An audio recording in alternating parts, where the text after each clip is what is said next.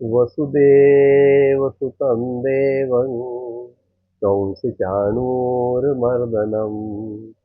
देवकी परमानन्दं कृष्णं वन्दे जगद्गुरुं श्रीकृष्णं वन्दे जगद्गुरुम् ॐ श्री परमात्मने नमः। श्रीमद्भगवद्गीता अथ नवमोऽध्यायः। श्रीभगवानुवाच इदं तु ते गुह्यतमं प्रवक्ष्याम्यनुसूयवे ज्ञानं विज्ञानसहितं यज्ञात्वा मोक्ष्यसे शुभात् राजविद्या राजगुह्यं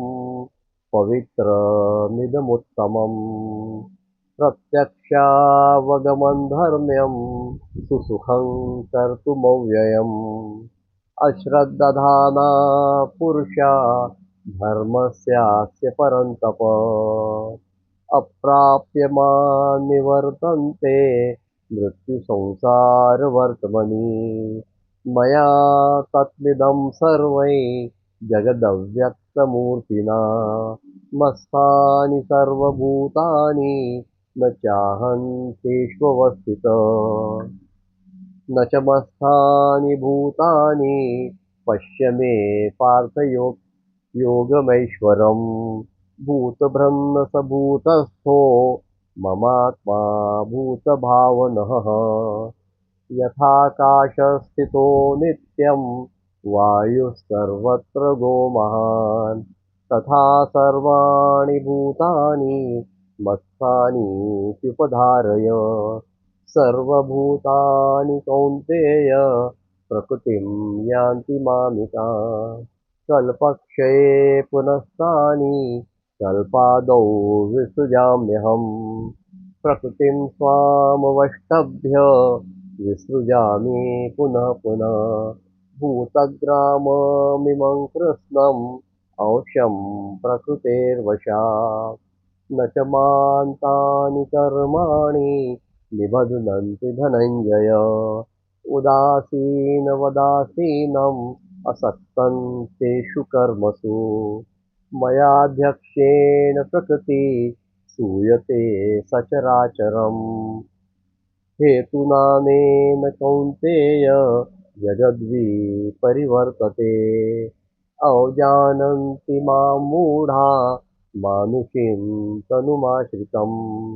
परं भावजानन्तो मम भूतमहेश्वरम् मोघाशा मोघकर्माणो मोघज्ञानाविचेतसः राक्षसीमासुरीं चैव प्रकृतिं मोहिनीं श्रिताः महात्मनस्तु मां पार्थ दैवीं प्रकृतिमाश्रिताः भजन्त्यनन्यमसतो भजन्त्यनन्यमनसो ज्ञात्वा भूतादिमव्ययम् सततं कीर्तयन्तो मां यतन्तश्च दृढव्रताः नमस्यन्तश्च मां भक्त्या नित्ययुक्ता उपासते ज्ञानयज्ञेन चाप्यन्ये यजन्तो मामुपासते एकत्वेन पृथक्त्वेन बहुधा विश्वतो मुखम्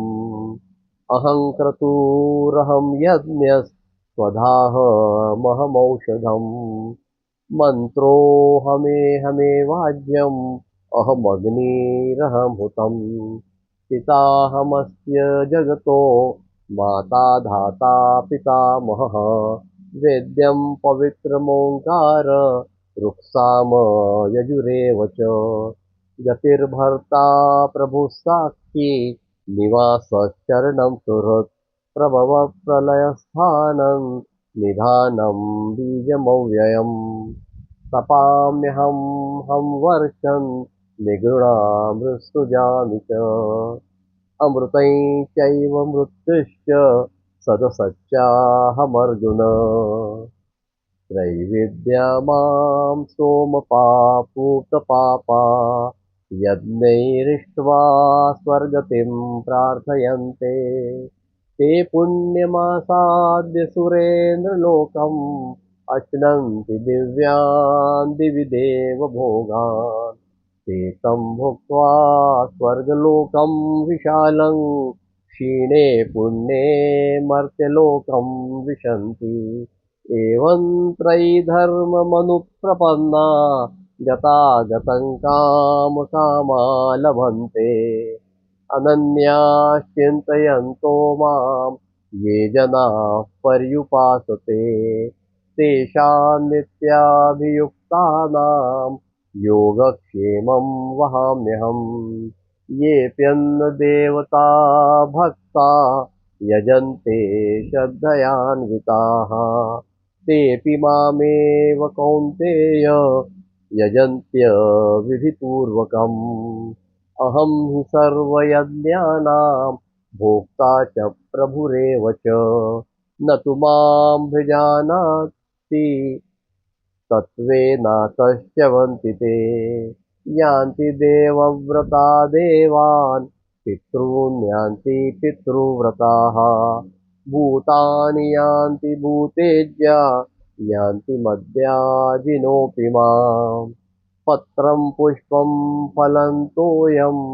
यो मे भक्त्या प्रयच्छति तदहं भक्त्युपहृतम् अश्नामि प्रयतात्मनः यत्करोषि यदश्नासि यज्जुहोषि ददासि यत्तपस्यसि कौन्तेय तत्कुरुष्व मदर्पणम् शुभाशुफलैरेवं मोक्ष्यसे कर्मबन्धनैः सन्न्यासयोगयुक्तात्मा विमुक्तो मामुपैष्यसि समोऽहं सर्वभूतेषु न मे द्वेष्योऽस्ति न प्रियः ये भजन्ति तु मां भक्त्या मयि ते तेषु चाप्यहम् अपि चेत् सुदुराचारो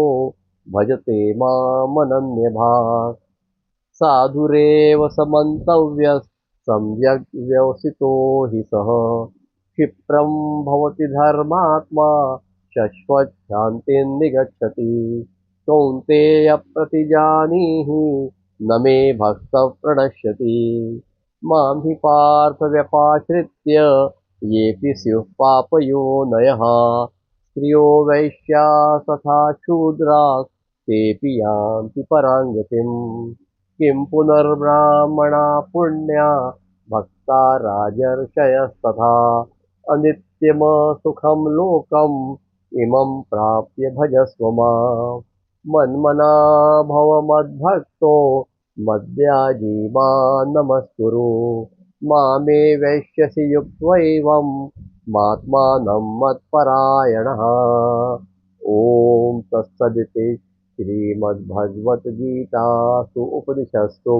ब्रह्मविद्यायां योगशास्त्रे श्रीकृष्णार्जुनसंवादे राजविद्या राजगुह्ययोगो नाम